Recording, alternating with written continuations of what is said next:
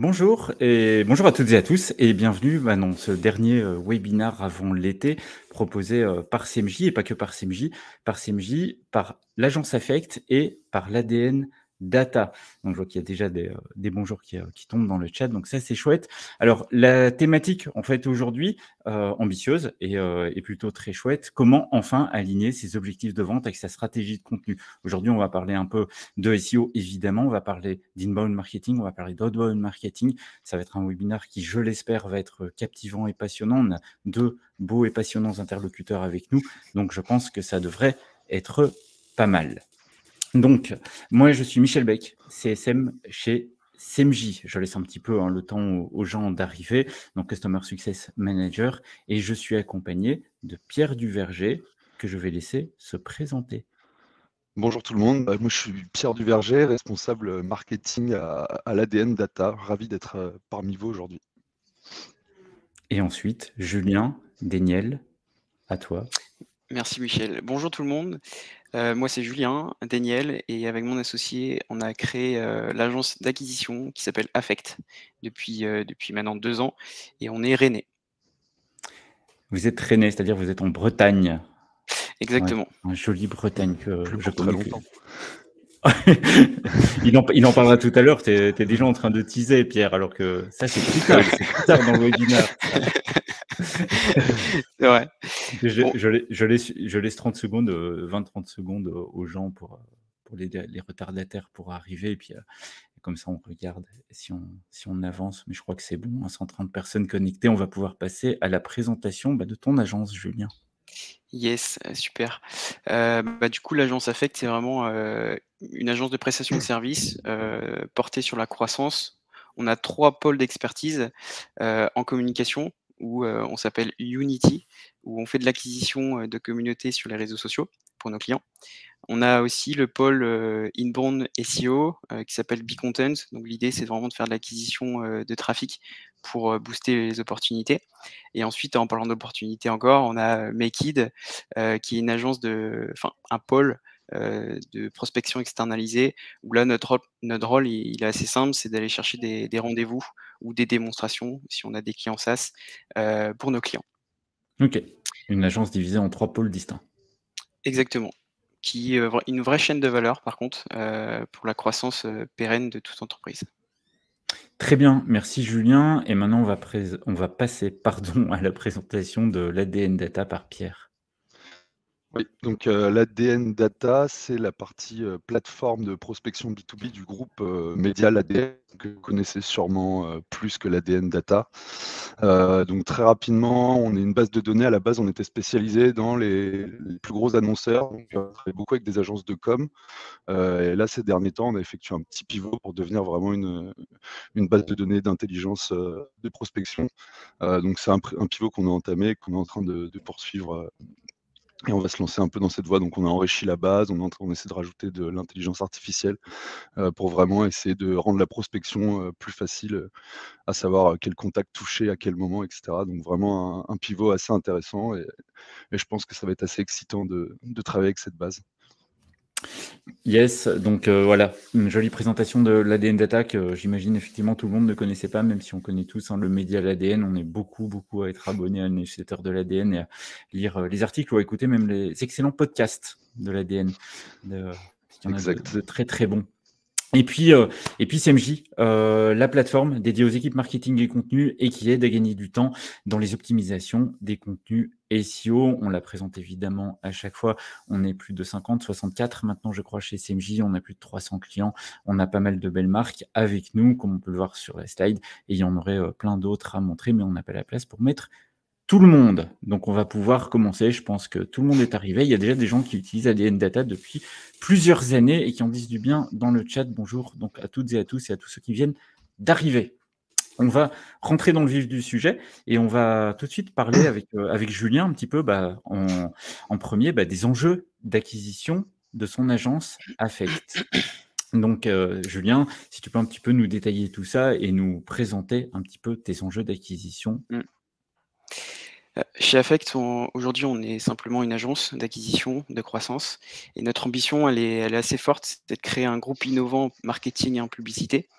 Donc en fait, aujourd'hui, je vous ai présenté mes 3 pôles, dans la communication, le commerce et le marketing et en fait, on souhaite avec Stéphanie que ces pôles-là deviennent des agences indépendantes et interdépendantes pour former un groupe, innovant en marketing et en publicité.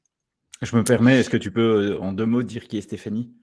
Ah, Stéphanie, c'est mon associée, Stéphanie Join. C'est la rédactrice en chef, en fait, de notre futur média aussi. Mais, c'est elle qui s'occupe de tout le marketing, du référencement naturel, et qui s'occupe de tous les clients sur le sujet. Voilà, et qui est aussi mon interlocutrice, au quotidien avec Affect, sur la Bien sûr, plateforme. On en reparlera tout à l'heure. Pardon, je te laisse continuer. pas de souci.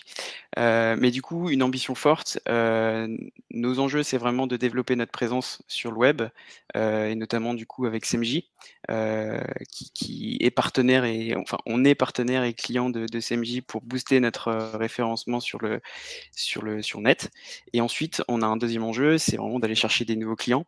Donc pour ça, on a fait confiance avec l'ADN Data, et on est devenu partenaire de l'ADN Data aussi pour, obtenir une donnée fiable pour faire de la prospection, pour perdre moins de temps en fait dans la prospection avec de la donnée qui est qualifiée.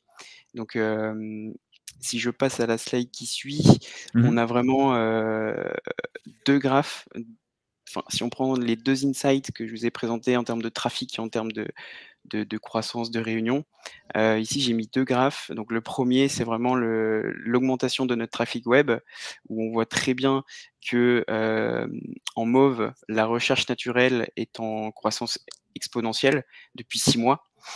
Et sur le second graphe, on voit aussi très bien en termes de réunions réservées, la croissance qui est cette fois-ci linéaire, mais qui est très forte par rapport à l'an dernier, du coup, qu'on voit qui est grisé. Donc, c'est hyper intéressant justement d'avoir fait confiance à CMJ sur le premier graphe et ensuite à l'ADN Data sur le second graphe. On voit très bien la valeur ajoutée qu'ils nous ont apportée et donc sur le second graphe, les réunions réservées, on a quand même du progrès à faire sur du SQL. Donc le SQL, c'est la chasse pure sur des leads qui ne connaissent pas. Donc on va aller, sur l'ADN Data, prendre un contact et le prospecter. Donc ça, c'est vraiment le SQL, il est qualifié par le sales et ensuite on a le MQL qui est ici, c'est un lead qui est auto-qualifié par le marketing. Donc on va le chasser, mais il nous connaît déjà, donc c'est beaucoup plus simple et on a des meilleurs taux de conversion. Donc en fait, moi, mon rôle pour septembre, ça va vraiment de différencier ces SQL, donc qui viennent de la chasse pure et les MQL qui viennent du référencement et du trafic. Très bien, merci Julien pour ça. J'en profite, hein, pour, préciser que si jamais, vous avez des questions, posez-les, du coup dans l'onglet dédié et on se fera un plaisir, d'y répondre à la fin de ce webinaire. Et du coup, maintenant, on va résumer, un petit peu Mmh. ce qu'a dit Julien. Je vous rassure, hein, le webinaire, il n'est pas fini, hein, on fait pas le résumé de 3 slides et puis on s'en va, ça continue après, mais on va juste, résumer ce que vient de dire Julien pour que ça soit parfaitement limpide. Bah, en résumé, sur nos enjeux d'acquisition, avec l'ADN Data, on a réussi à affiner notre buyer persona, notre cible, parce qu'on a testé énormément de secteurs, et de personas quand on a réalisé la prospection. Donc maintenant, on a réussi à affiner et avec CMJ, on a, et surtout Stéphanie, du coup, qui a pu écrire beaucoup plus de contenu ciblé en SEO, qui nous a fait, une augmentation de trafic assez, phénoménale. Donc on a gagné du temps en rédaction, Stéphanie. J'ai gagné du temps en prospection et donc on a une belle croissance depuis 1 an. Mmh. Donc voilà, merci en tout cas à CMJ et la Data de nous avoir accompagnés sur le sujet Moi, ce qui et hâte de m'intéresse voir l'avenir. moi, ce qui m'intéresse en 2 mots, Julien, c'est, co finalement, comment tu as été amené à nous utiliser, CMJ et l'ADN Data? Mmh Comment tu nous as identifiés? et ben, l'ADN Data, une belle histoire. En fait, ils étaient mes clients. J'ai accompagné Marwan sur, le côté social selling. Donc Marwan, c'est le directeur général de l'ADN Data Mmh. et au fur et à mesure de l'accompagnement et ben, je suis moi-même devenu client OK. et c'est pour ça que l'ADN Data aussi est devenu des partenaires où, des partenaires de confiance et puis même des amis au final. Et puis CMJ, bah, on avait besoin de booster notre référencement. Et là, on t'a découvert, Michel. Stéphanie Alors, a je ne bien suis pas a que SMJ, hein. C'est non, pas bien que sûr. moi, hein. Mais aujourd'hui, c'est toi qui accompagne, Stéphanie C'est vrai. dans tout ce qui est stratégie, de notre contenu donc je pense à toi. Hem, mais voilà, en fait, on souhaitait développer notre référencement. On a Mmh. trouvé CMJ, qui répondait à notre besoin et aux besoins de Stéphanie sur la rédaction, sur pousser notre référencement au maximum et du coup, ça a bien matché donc il y a aussi le côté humain qui joue, clairement et on s'appelle pas Affect justement pour rien. Ça, c'est joliment dit. C'est une, très belle, phrase de conclusion de slide et on reparlera justement humain un petit peu, tout à l'heure. Mais avant de parler d'humain, on va parler un petit peu des thématiques parce que forcément chez Affect, bah, comme toute agence, comme tout secteur Mmh. d'activité, vous travaillez sur des thématiques précises, des thématiques phares. Est-ce que tu peux nous en dire 2 mots? Oui. Bah, comme je vous l'ai expliqué, on a vraiment 3 domaines d'expertise. On a le social media, la prospection, pur et dur et l'inbound marketing. Donc nous, notre volonté, c'est d'aller chercher, et de se rapprocher, de nos partenaires, Agorapulse, HubSpot sur social media, l'ADN Data, HubSpot, Wallaxy sur la prospection et puis CMJ, HubSpot sur le côté inbound marketing, SEO. Et en fait, en se rapprochant, heu, de vous sur les pages Google et les moteurs de recherche et ben, on est détecté par les mêmes buyer persona. Parce on a vu que vos futurs clients sont aussi potentiellement nos futurs clients parce qu'on utilise les mêmes outils et on développe les process qu'on a réalisés ensemble pour nos clients. Donc au final, vos clients sont nos clients.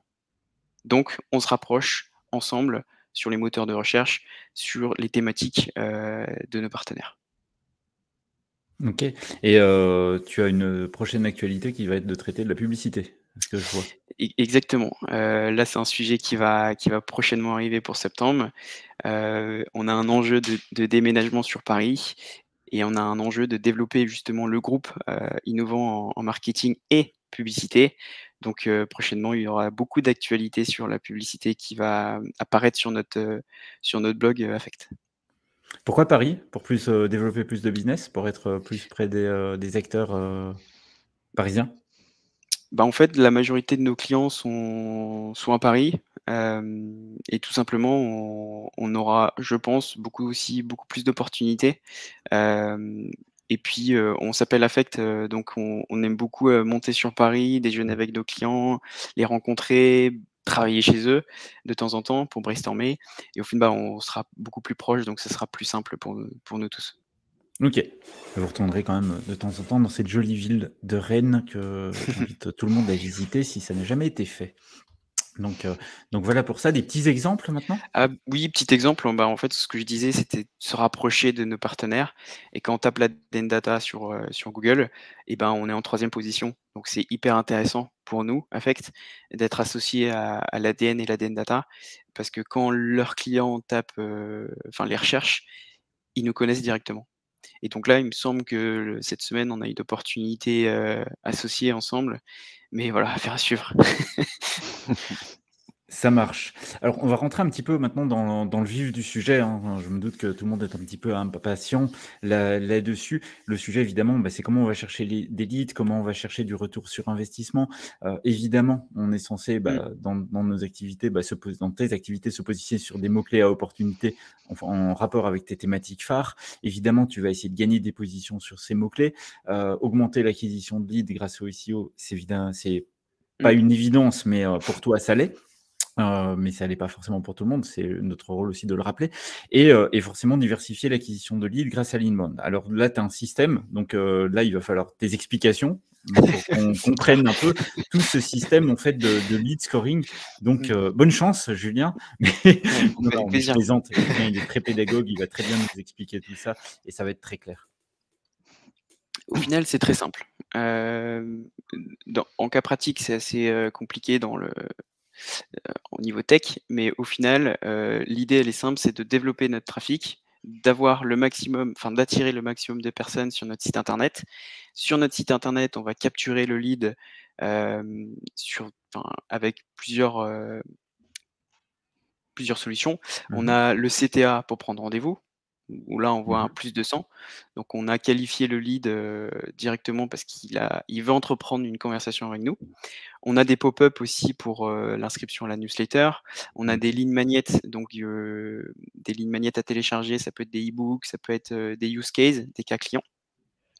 Donc dès qu'on a, réussi à attirer le maximum de leads sur notre site internet et à faire en sorte qu'il entreprend, une action pour, qu'il rentre ensuite dans notre CRM, on aura de la donnée et cette donnée-là, on va la scorer de 1 à 5. Donc on va faire du lead scoring pour que, ce lead-là rentre dans un funnel spécifique, de prospection.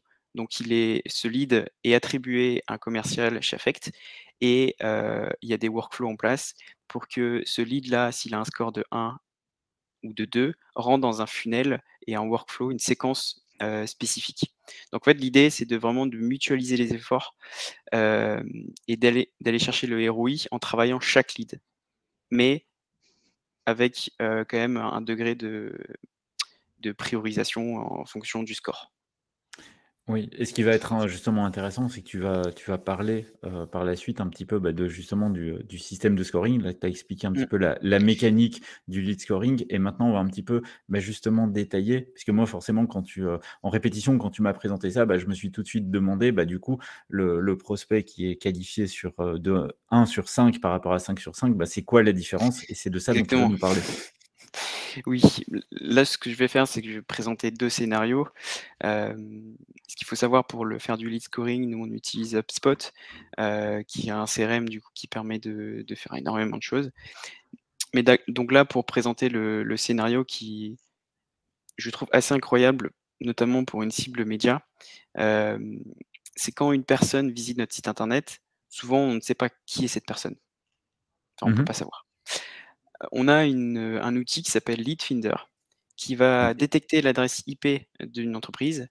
Donc on va voir que cette personne, enfin une personne d'une entreprise X a visité notre site internet, hem et Leadfinder peut aussi être, connecté à HubSpot pour savoir si cette personne-là est déjà intégrée dans notre, CRM. Mais si ce n'est pas le cas, donc on a une information, qu'on va donner, hem à un, des commerciaux, Mmh. c'est l'entreprise. L'entreprise en question, il va aller chercher ses coordonnées. Donc il va aller chercher les coordonnées de l'entreprise qui étaient détectées sur l'ADN Data OK. ou sur LinkedIn et ensuite on va intégrer cette donnée-là dans notre CRM et ensuite ça va rentrer dans un funnel spécifique pour, que le commercial fasse son travail, aille chercher cette première prise de contact, pour qu'il puisse, approfondir peut-être, un besoin avec lui et faire en sorte qu'il devienne, un prospect. Oui, et commencer à regarder un petit peu ce qui peut être fait, quels sont quels sont les besoins et Mmh, comment vous c'est pouvez, ça. de votre côté, y répondre. Donc le scénario, il est assez simple. On Mmh. détecte l'entreprise, on va chercher les personnes qui sont associées de cette entreprise, de notre buyer persona et Ouais. puis le commercial va aller, le prendre contact avec lui. Donc ça peut être, simplement une invitation LinkedIn, hem, ce qui peut du coup montrer qu'on est aussi, assez bon dans ce qu'on fait. Mmh. Parce que si on visite un site internet et que le lendemain on voit qu'une personne de l'entreprise, vient de se connecter, on se dit, peut-être qu'ils sont plutôt bons. A priori et ça, c'était pour le scénario 1, pardon. Le Mmh. scénario 2, c'est quand on passe sur des scores de 2 sur 5 ou de 4 jusqu'à 4 sur 5, donc je pense qu'il y a Oui, 3 c'est il y a ça. 3 Donc sur 5 aussi avec? oui, bien sûr. En fait, là, c'est plus simple parce que le lead en question, on le connaît, il a entrepris une action. Donc soit il s'est inscrit à la newsletter, soit il a téléchargé un use case, un livre Mmh. blanc et alors là, il a réussi à donner, enfin, il a pas réussi, il a donné ces informations pour pouvoir télécharger ou pouvoir s'inscrire, hem et c'est intégré directement dans notre CRM. Donc là, le commercial en question enfin, il y a une attribution du lead et ben, c'est beaucoup plus simple pour lui parce qu'il a déjà la donnée. Il va simplement l'aller enrichir la donnée. Il va aller voir sur LinkedIn, il va aller voir sur l'ADN Data, l'organigramme de l'entreprise pour pouvoir faire en sorte toujours, d'aller chercher cette première prise de contact, ce premier rendez-vous découverte et donc un score de 2, 3, 4 ou 5. ça rentre dans un funnel spécifique qui est très précisé chez nous pour gagner du temps. Et l'idée, c'est qu'on fonctionne en sales ops. On essaye de développer au maximum les conversions de chaque étape pour avoir le maximum de résultats, tout simplement. Tout à fait. On voit que c'est quand même très, très processé, c'est très carré, c'est très bien fait de votre côté. Et beh, quand il y a un prospect qui est catégorisé 5 sur 5, c'est la même chose? 5 sur 5, c'est souvent quand il a pris, qui nous connaît déjà, qu'il a lu des articles de blog Mmh. et qu'il a pris rendez-vous. OK. Donc là, dans la vue du commercial sur HubSpot, la personne a pris rendez-vous, la personne, a visité notre site internet, l'article 1, 2, 3, je ne sais Mmh. pas, j'ai une bêtise, mais le commercial en question, il va savoir directement, de quoi parler. Il détecte un petit peu quand même le besoin du client sur nos 3 thématiques. Parce que s'il a, lu des articles de blog ou téléchargé, sur social media, le commercial va pas parler de développement commercial. Il va parler de social media OK. avec la personne. Mais d'ailleurs, on va passer un petit peu à ça, hein, aux autres leviers de Mmh. croissance et je crois que c'est Pierre qui n'a pas encore parlé, pour se présenter, qui va prendre la parole ici. C'est ça, exactement. Merci Michel, merci Julien. Vous n'êtes pas sans savoir que, dans une entreprise, comme la tienne, notamment Affect, on a toujours besoin d'explorer de nouveaux leviers de croissance. C'est aussi le cas à l'ADN Data, hein, bien sûr. Donc le SEO, c'est très bien, mais c'est quelque chose qui va de pair souvent avec le SIA quand on veut obtenir des résultats rapides. Le SEO étant plus sur le moyen et long terme, donc c'est vraiment des stratégies qui sont complémentaires, et qu'on se doit d'utiliser ensemble. Je ne vais pas parler beaucoup sur le SIA parce que bon, je suppose que tout le monde connaît Google Ads, Bing Ads et cetera. Par contre, je vais vous présenter un peu, les stratégies de social branding et de prospection, que Julien utilise et qu'on utilise également, à l'ADN Data. Donc en ce qui concerne le social branding, en quoi c'est important? Dans un premier temps parce que ça donne de la légitimité, donc publier sur LinkedIn, ça montre à votre public que vous maîtrisez votre sujet et que vous êtes un expert dans votre domaine et que donc ça renforce votre crédibilité auprès de vos prospects ou de vos clients. C'est un avantage concurrentiel aussi parce que même s'il y a de plus en plus de créateurs de contenu, sur LinkedIn, il y a 26 millions d'utilisateurs, il y en a la moitié qui sont actifs tous les mois. Il y en a beaucoup, beaucoup moins qui publient, de manière régulière et qui créent du contenu. Donc forcément, quand vous le faites, ça vous donne un avantage certain sur les autres. Il y a aussi cet aspect de confiance parce que, LinkedIn, ça repose beaucoup sur la confiance et en partageant de la valeur, en créant du contenu, et en essayant d'établir des relations authentiques, en répondant aux commentaires, des gens qui commentent, vos publications, vous créez un lien, en fait, avec votre audience, qui leur montre que vous êtes digne de confiance et en général, quand on est digne de confiance, les prospects sont assez contents de devenir nos clients. Donc c'est quelque chose de fort et puis bien sûr, il y a aussi, comme toute société qui veut se développer, la marque employeur est quand même très importante, et comme les pages entreprises ont quand même un peu moins de reach que, les pages personnelles, c'est bien quand le CEO ou même les employés de l'entreprise, publient régulièrement sur LinkedIn, pour, renforcer un peu la marque employeur. Mmh. Je vais maintenant vous parler un peu de la prospection, donc plutôt sur la prospection multicanal. Donc là, comme vous pouvez le voir, en haut à gauche, on est sur l'ADN Data, donc on imagine que vous choisissez un contact, que vous voulez prospecter, il rentre dans votre buyer persona, que ce soit Mokhtar ou Juliette, c'est un cas réel d'ailleurs, hein, parce que Julien, tu l'as vraiment fait. Mmh. Ensuite, ce qu'on peut faire, c'est l'intégrer dans une séquence sur HubSpot. Donc là, c'est ce que vous voyez tout de suite à droite, de la flèche, de la plateforme de l'ADN Data. C'est une séquence plutôt agressive. Il y a 11 actions en 9 jours. Il y a des mails qui partent, il y a du LinkedIn, donc d'où l'importance aussi du social branding avant, parce que quand on envoie un email à quelqu'un, il va forcément aller regarder notre profil quand il verra l'email, sur LinkedIn. Et a priori, si on a un profil, avec un indice d'autorité, on a beaucoup de followers, on poste régulièrement et les gens voient qu'on est quand même expert dans le domaine, il y a plus de chances qu'on ait de réponses. Et il y a aussi, de la prospection téléphonique, hein, c'est un peu le nerf de la guerre. Nous, ce qu'on aime bien faire, à l'ADN Data, c'est toujours envoyer un mail, envoyer un email et après téléphoner. Comme ça, la personne, elle nous a toujours un peu à l'esprit et elle sait qui on est. Même si on n'a jamais parlé avec elle de vive voix, il y a toujours cette connaissance parce qu'elle a reçu nos messages avant et que, on n'est pas des illustres inconnus et ça facilite quand même pas mal la prospection téléphonique. Quand tu dis un mail d'abord et puis un appel téléphonique après, tu mets quel délai entre les 2? Alors, en général, moi, ce que je fais, c'est que j'envoie un mail. Le lendemain, je visite le profil LinkedIn de la personne, mais j'ai pas d'autres actions que ça. Et le lendemain de la visite du profil, on appelle. Donc, ça veut dire qu'en fait, il a déjà reçu un mail de ma part. Il a reçu une notification LinkedIn qui lui dit que j'ai visité son profil.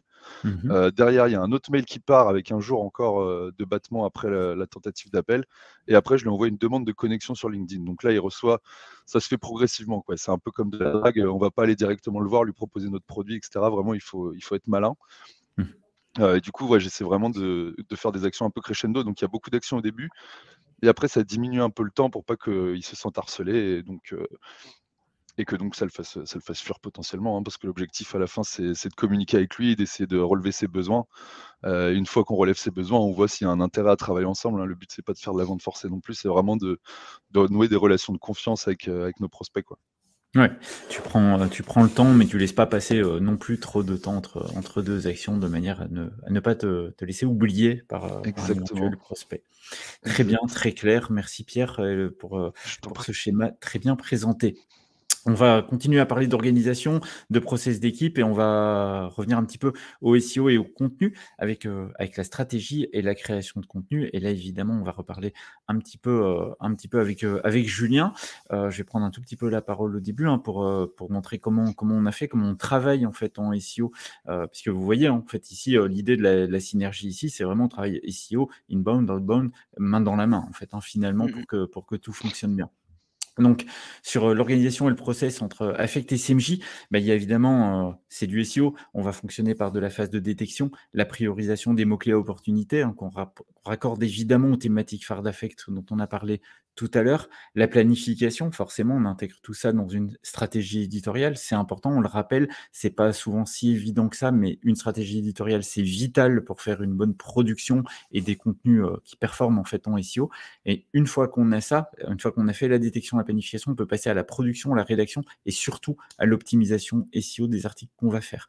Et enfin, une fois qu'on aura fait tout ça, évidemment, on pourra commencer à suivre nos KPI, à suivre toutes les performances, que ce soit les gains de temps qu'on obtient, ça c'est déjà une chose, mais évidemment les gains de position, les gains de trafic, etc., etc. Super important de toujours raccrocher cette méthode, de bien se la mettre en tête parce que parfois elle est un petit peu oubliée. Et pour le reste, je vais laisser Julien détailler la suite du schéma.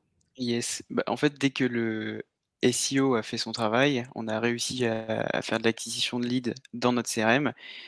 Comme je vous le disais tout à l'heure, on va faire du lead scoring. On va travailler les leads, sur un score de 1 à 5, les attribuer, aux commerciaux et ensuite les mettre dans des séquences de prospection pour tout simplement aller chercher cette première prise de contact et aller chercher justement cette conversion entre lead, prospect, prospect, client et donc bien sûr on mesure, tout type de KPI, en termes de prospection.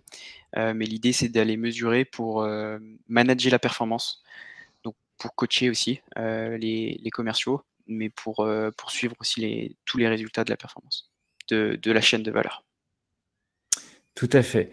Et pour continuer un peu, hein, sur l'organisation, hein, n'imaginez pas qu'Affect, c'est 300 personnes, qui rédigent des 9. contenus SEO, c'est pas du tout ça, hein. Affect est une petite structure, il y a 2 rédactrices, il y a une chef de projet, on va y revenir. Il y a pas d'outsourcing qui est fait de leur côté. Donc c'est quand même pour présenter qu'on est vraiment sur quelque chose à taille très, très humaine. Donc il y a effectivement la chef de projet content qui fait la planification des contenus. C'est Stéphanie dont on a parlé, tout à l'heure en début de webinar. Et qui fait un très très beau travail avec la plateforme et qui est une véritable passionnée d'actu chaude, d'actu froide, etc., etc. Donc le CSM qui intervient, c'est moi, c'est mon rôle en fait avec Affect. On apporte nous les CSM chez CMJ du conseil et de la stratégie. On fait du suivi au quotidien avec nos clients par rapport à ça. Puis une rédactrice pour la production de contenu évidemment et pour l'optimisation et avec toujours en fait c'est pas une étape, hein, c'est pas d'abord la chef de projet puis le CSM puis la rédactrice, hein, c'est 3 personnes qui travaillent en totale synergie. Et encore une fois pour la suite, puisqu'à chaque fois on a travaillé Mmh. les slides à 2, je laisse la parole à Julien. Et ben ensuite, il y a le sujet CRM où là, du coup, c'est moi qui m'occupe du HubSpot qu'on a mis en place. Et donc dans le CRM, on va simplement dissocier les leads qu'on va attribuer au marketing pour, les listes de newsletters, de nurturing, ou les leads qui sont, scorés, attribués aux commerciaux pour, réaliser la prospection de cette première prise de contact. Donc voilà, au sein de l'équipe Affect, aujourd'hui on est 9, pas 300. J'aimerais bien qu'on soit 300, mais bon, pas encore. Et donc oui, on a nos partenaires qui nous accompagnent, avec toi Michel. Toi Pierre, tu m'aides aussi sur le côté CRM, faut pas oublier. Et puis, voilà, ensuite on a Stéphanie qui est rédactrice, moi-même qui gère la prospection et le CRM. Et puis on a des freelances aussi, qui s'occupent de la partie prospection pour nous aider. Complètement. Hop, on revient et on va passer aux thématiques et au contenu. Donc, est-ce que tu peux nous détailler un petit peu les thématiques travaillées? Je vois qu'il y a une grosse flèche sur l'IA, ça n'étonnera personne, hein, je pense. C'est clair. Au-delà en fait de travailler du contenu cohérent avec nos partenaires, donc je pense plutôt le parti contenu lié à nos partenaires, on joue vraiment sur les actus chaudes comme l'IA. Donc avec ChatGPT, on est vraiment plutôt bon sur le sujet. On réussit à avoir beaucoup de trafic. On est plutôt bon aussi sur le côté social media. Quand on tape Facebook 2023, on est les premiers. Et j'en suis assez fier d'ailleurs. Pour Stéphanie. C'est pas moi qui l'ai fait. Mais en fait, les thématiques travaillées, ce sont les nouveautés. Côté social media, c'est un secteur qui change très vite niveau algo. Et donc la nouveauté, c'est aussi l'IA. Donc on joue là-dessus. Donc c'est plutôt intéressant. Et puis on reste toujours sur quand même nos expertises, le marketing, le social media et la prospection. L'IA est en plein dedans, sur toutes les thématiques. Le social media, bien sûr, parce qu'on a un pôle sur le sujet. Et puis le contenu lié à nos partenaires, on parle de tous les sujets, donc de nos 3 expertises. Donc c'est plutôt chouette. Puis 3 sujets qui se lient, hein, finalement, puisque l'IA, elle est aussi utilisée en social media, elle est aussi utilisée en termes de contenu. Donc on retrouve une certaine logique là-dedans et on n'est pas forcément étonné, hein, de retrouver l'IA qui anime un petit peu tous les débats en ce moment. Donc, quand on a préparé le webinaire, tu m'as parlé de ce concept abscon que je ne connaissais pas du tout, qui était le design kit. Est-ce que tu peux nous en dire un peu plus? Oui, bien sûr. L'idée quand on crée du contenu chez Affect, c'est que le contenu rentre dans un workflow pour que ce contenu soit visible le plus longtemps possible au maximum de personnes. Donc le contenu, c'est souvent un article de blog qui est ensuite recyclé en newsletter, une ou plusieurs fois d'ailleurs. Ensuite, il y a les réseaux sociaux. Donc là, le contenu peut être travaillé sous format carrousel, peut être sous format vidéo. Ensuite, on a aussi le côté e-book. Donc le contenu qu'on a écrit, comme ici lié à Google, il est intégré avec un ensemble d'articles dans un e-book. Et bien sûr, le e-book, il y a aussi en plus du contenu premium qui est rédigé en supplément pour que ce soit un contenu de qualité et que ce contenu qui est créé premium rentre dans une nouvelle boucle d'articles de blog, de réseaux sociaux, de newsletters et ensuite d'email marketing ciblé. Donc on va le voir par la suite sur mes stratégies d'acquisition, vous allez comprendre. Et ce qui est intéressant chez nous, et grâce à Stéphanie du coup qui a écrit énormément d'articles sur l'IA, j'ai eu l'opportunité de faire l'Agora Summit avec Benoît Scalesia et puis Agora Pulse sur justement les outils IA qui boostaient la productivité en agence. Et c'est intéressant ce que tu nous dis ici, et je précise parce qu'on en a parlé, que tu m'avais expliqué d'ailleurs que ce n'est pas forcément, tu fais pas forcément un article de blog que tu convertis à 100% en newsletter, et il y a une adaptation, hein, qui est faite à chaque fois, hein, de mémoire. Quand tu m'avais expliqué, on part de l'article de blog, on décline en newsletter, évidemment, on adapte sur le format newsletter. Si ça devient un e-book, on va l'enrichir, et de la même manière, il t'arrive parfois, je crois, de créer des e-books qui vont devenir ensuite des articles de blog, mais de manière plus simplifiée, où on fonctionne un petit peu dans l'autre sens. C'est ça, ou infographie aussi.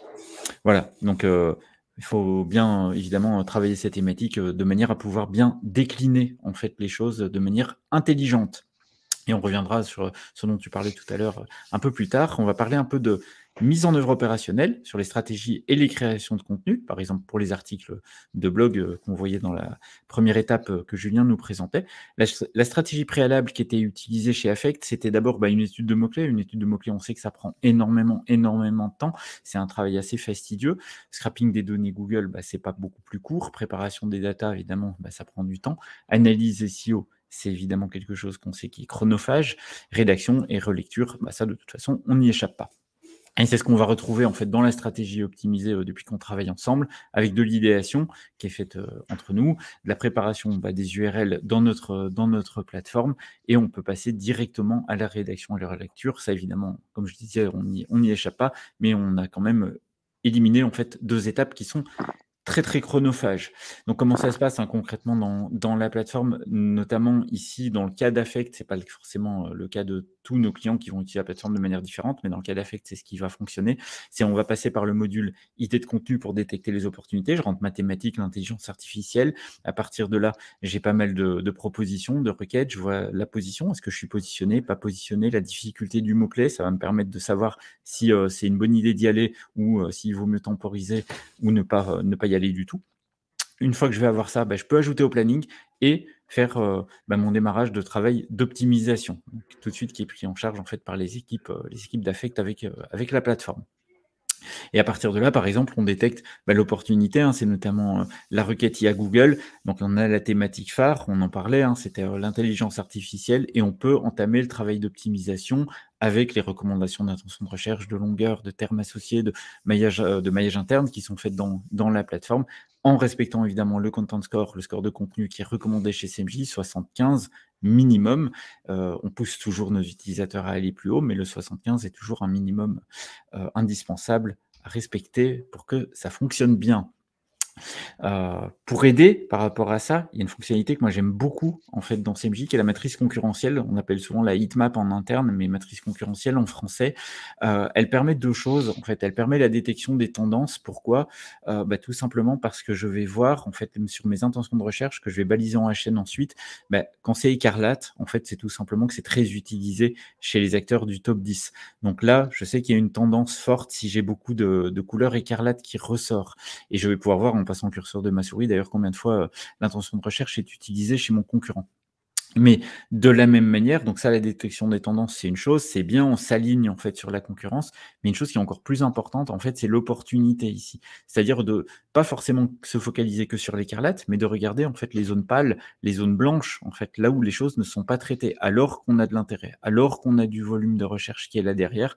Ça va permettre d'aller chercher ce qu'on appelle, si vous connaissez le concept, le gain d'information. Le gain d'information, c'est super important. Si tout le monde raconte la même chose sur un top 10 et qu'on apporte quelque chose de nouveau, Google a quand même souvent tendance à pas mal le récompenser, et la détection d'opportunités qu'on propose en fait dans la matrice concurrentielle permet pas mal ça en fait. Et c'est vraiment quelque chose sur lequel nous on fait beaucoup de pédagogie pour dire à nos utilisateurs, ignorez pas les zones pâles, ignorez pas les zones blanches, c'est super important. Si vous avez des choses à dire sur ces sujets, dites-les, il y a beaucoup de choses à aller chercher. Donc voilà, pour la matrice concurrentielle que j'aime énormément, je pense qu'on l'a senti. Et pour, non, mais pour continuer par rapport à la stratégie d'acquisition d'Affect, c'est de ça dont tu voulais nous parler, Julien, que tu nous as teasé il y a 3 slides, je crois. Oui, on a simplement 3 stratégies d'acquisition qui se nourrissent les unes aux autres. On a l'inbound marketing où là, c'est Stéphanie qui travaille vraiment notre SEO et on attire le maximum de personnes sur notre site internet sur des intentions de recherche, donc de potentiels besoins. Mmh. Ensuite, on a l'ABM, donc ça, c'est vraiment le contenu qui est premium pour une cible premium, qui a diffusé pour aller chercher des opportunités, que je vous explique un petit use case juste après. Et après, on a la chasse, l'outbound marketing, il faut jamais l'oublier. Je pense que pour aller chercher des clients, le plus simple, c'est de prendre son téléphone et de téléphoner, pour aller trouver du nouveau client. Donc on va 3 stratégies cohérentes, mais qui se nourrissent les unes aux autres. Et du coup, Exactement. il me semble que j'ai un petit use case sur l'inbound marketing pour montrer. Donc là, c'est des captures d'écran de notre CRM. On voit Benoît, qui est en fait un chef d'entreprise d'une agence événementielle, qui visite notre site internet, qui a lu 6 idées pour augmenter le nombre d'inscrits à votre événement. Donc c'est hyper cohérent justement qu'il soit dans une agence événementielle et qu'il y ait un article de blog sur un sujet d'événement. Il s'inscrit à notre newsletter. Il reçoit notre newsletter. On voit qu'il ouvre 17 fois la newsletter, qu'il répond et qu'il prend rendez-vous. Donc là, pour nous, c'est un MQL. C'est un lead qui a été qualifié, qui s'est auto-qualifié tout seul grâce à notre marketing. Donc c'est plutôt hyper intéressant. Et ensuite, du coup, il fait le rendez-vous avec Stéphanie et il devient client en septembre. Joli. Très joli. Mais il a ouvert 17 fois la newsletter en même temps. Très fort. Ouais, c'est plutôt pas mal. Donc ça, c'est un use case, l'inbound marketing. Le second, donc c'est l'ABM. C'est vraiment de créer du contenu ciblé pour une cible ciblée. Donc là, on a Benoît qui est chef d'entreprise dans une agence événementielle. Je me permets, Julien, est-ce que tu peux juste rappeler ce que veut dire ABM ? ABM, Account Based Marketing. Voilà, merci. Donc, un secteur qui est ciblé, l'événementiel. On a du contenu sur le sujet, on va créer un e-book beaucoup plus premium avec des infographies et du contenu supplémentaire pour nourrir des problématiques du secteur de l'événementiel. On va aller chercher de la donnée dans l'ADN Data pour aller chercher les C-level et les M-level. Donc les C-level, ça va être tous les chefs d'entreprise, comme Benoît, ou les M-level, tout ce qui va être directeur marketing, peut-être directeur de la communication aussi. Donc on va créer une base de données au sein même de l'ADN Data, du secteur de l'événementiel sur des personas qu'on aime, qui est notre cible. Et ensuite, on va les pousser dans un workflow de séquence de prospection pour, en donnant ce contenu-là directement. Donc, on donne du contenu premium qui répond à une problématique ciblée dans l'événementiel. Et donc, on a beaucoup plus de chances et on a des meilleurs taux de conversion pour qu'ils deviennent des clients, des futurs clients. Et ensuite, bien sûr, ce contenu-là aussi, il est recyclé dans notre blog, ça rentre dans des newsletters, et donc on fait de la fidélisation sur le sujet. Très important, évidemment. Donc on va passer à la suite. Et les avantages de la prospection B2B. Le dernier use case, c'est la prospection du coup basique. On va sur l'ADN Data, on prend un contact, on envoie un email, où ça rentre dans un scénario comme Pierre l'a montré tout à l'heure, un scénario email, LinkedIn, téléphone, donc un scénario multicanal, pour aller chercher justement cette première prise de contact et donc ce premier rendez-vous découverte pour aller chercher potentiellement un futur client. Et donc l'avantage de l'ADN Data, c'est que la donnée est qualifiée et RGPD, et donc c'est beaucoup plus facile d'aller chercher des premières prises de rendez-vous parce que les emails sont valides, parce que les emails sont valides et la personne est toujours en poste, alors que souvent, quand on achète des bases de données ailleurs, c'était mon cas, la donnée n'était pas hyper qualifiée, les personnes n'étaient pas au sein même des entreprises encore, ils avaient changé de poste. Et donc avec l'ADN Data, ce qui est hyper intéressant, c'est qu'on a des data managers qui vérifient la donnée. Donc moi, quand je prospecte, je sais que la donnée, elle est qualifiée, donc je gagne du temps. Très bien, très clair. Et justement, Pierre, tu peux... Oui, tu parlais justement de Pierre et de son activité. Et Pierre, on l'entend pas beaucoup, donc on va le laisser parler un petit peu aussi. Je vais rebondir sur ce que tu dis, parce que c'est sûr que la prospection à froid, c'est bien, mais quand on a un portefeuille de clients, c'est aussi pas mal de faire de l'upsell et du cross-sell, parce que comme l'étude d'Adobe le dit, les clients fidèles, donc les gens qui sont déjà clients chez toi, dépensent en moyenne 67% de plus que les nouveaux clients. Donc c'est quand même quelque chose à prendre en compte. Et quand on regarde le petit graphe en dessous, en termes d'acquisition, les coûts d'acquisition, l'upsell représente 24% des budgets d'acquisition.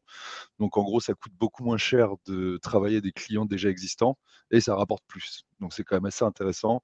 Et je prenais l'exemple de Sophialis, parce que tu as travaillé et tu as discuté avec Mokhtar. Et si Mokhtar te dit Juliette a une problématique et que toi c'est quelque chose que tu sais faire, que tu sais traiter, tu trouveras tout de suite les coordonnées et tu pourras utiliser Mokhtar en preuve sociale en disant écoute, j'ai travaillé avec lui, ça s'est très bien passé, il m'a dit qu'il y avait une problématique supplémentaire de ton côté, quand est-ce que tu es dispo pour qu'on en discute, petite démo et puis c'est parti quoi. Donc Exactement. la conquête à ne pas négliger, mais l'upsell et le cross-sell à pas négliger non plus parce que ça rapporte beaucoup aux entreprises.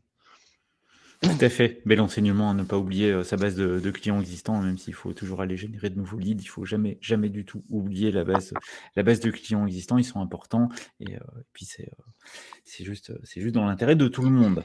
En termes de résultats et de bénéfices, Julien, c'est à toi, je crois, de reprendre la parole.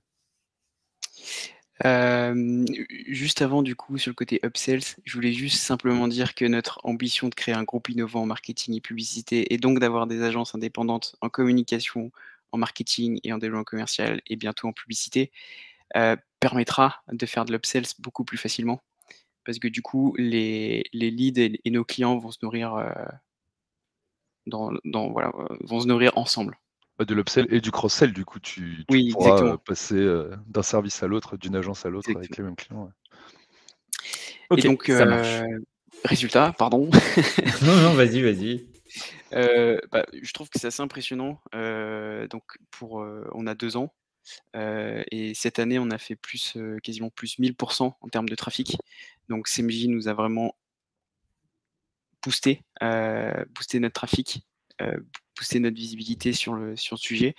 Ça nous a permis de gagner énormément d'abonnés dans notre newsletter. Donc là, sur les 6 derniers mois, on a plus 400 abonnés supplémentaires, mais c'est très exponentiel en ce moment, tout comme notre trafic d'ailleurs. Et au final, cette preuve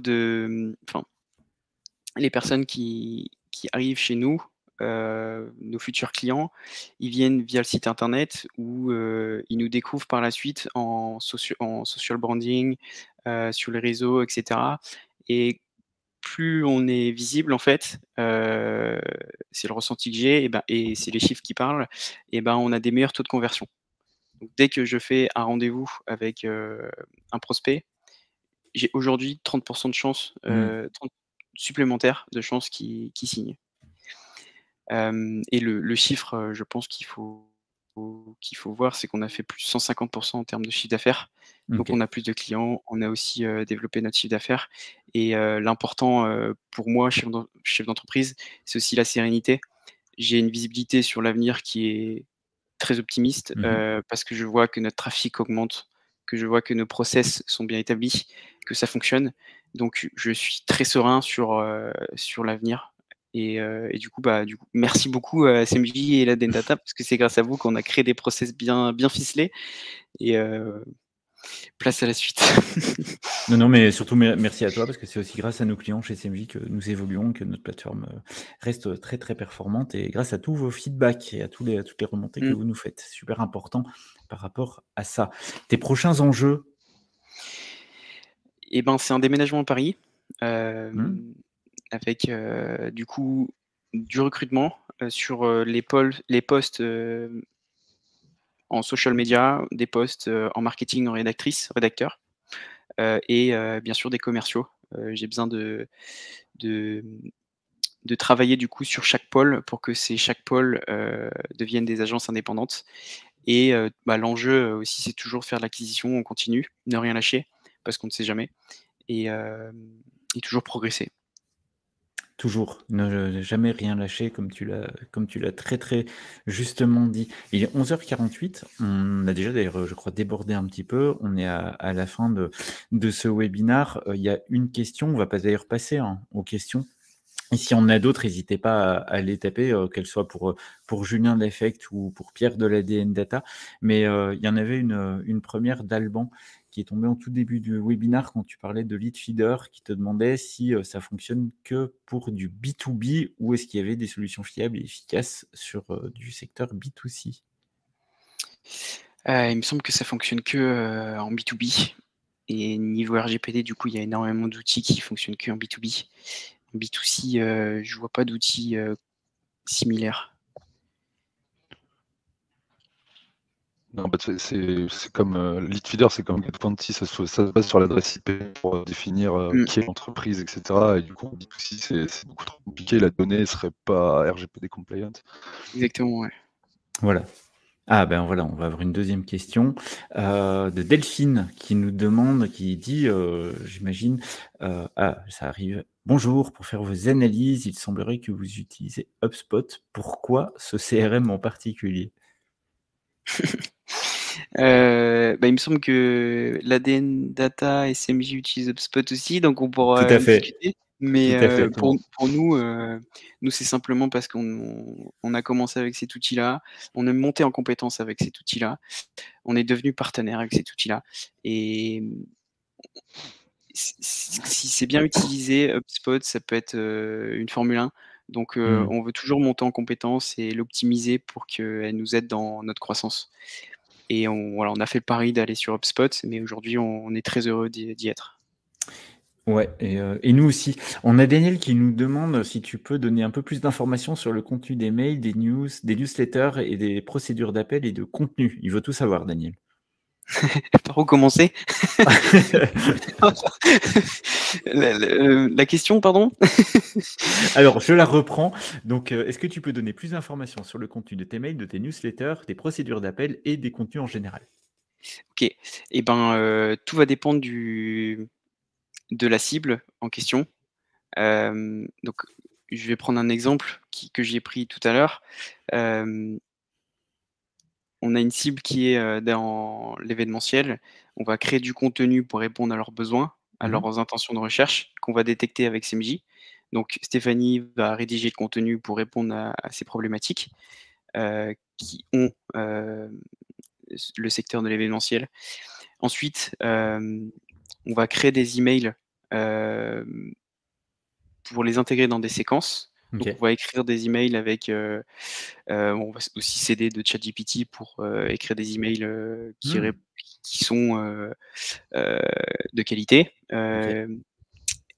Ensuite, on va aussi travailler le script téléphonique et ensuite on passe à l'action. Donc les emails sont envoyés, on appelle avec le script et puis par la suite on mesure les résultats. Donc tout est préparé, le process est vraiment préparé en fonction de la cible de départ jusqu'à l'objectif qu'ils deviennent des clients. J'espère que Très bien. Non, mais je pense que ça répond à la question. On en a 2 autres des questions. Il y en a une de Xavier qui demande, si vous privilégiez des requêtes de longue traîne avec CMJ. En fait, il a même 2 questions, en une question.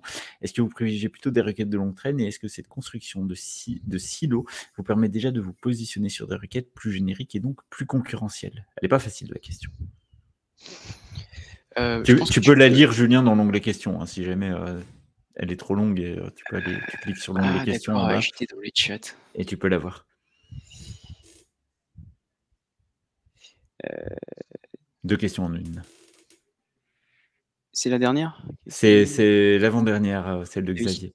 Donc je pense que les requêtes de longue traîne avec CMJ, à mon avis, Michel, tu peux y répondre? C'est plutôt on n'est pas forcément sur de la longue traîne ici, pas encore en fait, hein. On ne travaille pas depuis, tant de temps, ensemble et on travaille plutôt sur des requêtes assez volumétriques, on va dire. Et sur les positions génériques, je pense que Facebook 2023 est un super exemple, parce qu'on est premier sur Facebook 2023. Et on a essayé de réitérer l'expérience avec Instagram, TikTok, Twitter. Et du coup, il me semble qu'Instagram, on est 3 ou 4e. Donc sous le format générique, c'est plutôt intéressant. Côté prospection, on a une méthode qu'on aime bien avec l'ADN Data d'ailleurs, c'est la méthode BEBEDC. Donc quand on tape la méthode BEBEDC, on retrouve l'ADN Data, on trouve HubSpot. Mmh. Et il me semble qu'on est sur la seconde page, donc on est pas encore super bon. Mais l'idée de la stratégie d'acquisition d'affect, c'était de se rapprocher justement de nos partenaires, donc on y arrive petit à petit. Ok, tu un peu bloqué en deuxième page, le gain d'information et les cocons sémantiques sont les bonnes, souvent aussi les bonnes réponses par rapport à ça. On a encore une question, on a plusieurs questions. De Delphine, quelle est la stratégie de contenu idéale, j'imagine, quand on est en pleine refonte de site web? Est-ce que c'est uniquement social branding ou peut-on faire de la prospection multicanal sans site web à jour? Je peux répondre. Je pense Vas-y, Pierre. on peut toujours faire de la prospection, même sans site web à jour, d'autant plus si on a un compte LinkedIn actif et qu'on peut quand même avoir conscience, enfin qu'on génère une certaine confiance. Après, bon, c'est sûr que quand on vend un produit, si le site de l'entreprise n'est pas à jour, c'est un peu plus compliqué. Mais du coup, c'est peut-être se rapprocher de canaux beaucoup plus directs et appeler la personne plus rapidement ou essayer de la prospecter beaucoup plus vite que quelqu'un qui pourrait avoir accès à tout le contenu qu'on lui fournit sur le site. Très bien, très clair, Pierre. Petite question intéressante, Julien, puisque tu as parlé d'utilisation justement d'IA, de ChatGPT. Petite question qui revient souvent et c'est bien normal. Pour la rédaction d'articles de blog, est-ce que tu utilises ou est-ce que Stéphanie utilise ChatGPT pour la rédaction? Et surtout, bah, si oui, comment est traité le potentiel retour de bâton de Google? Elle revient souvent, celle-là. C'est une bonne question. Stéphanie?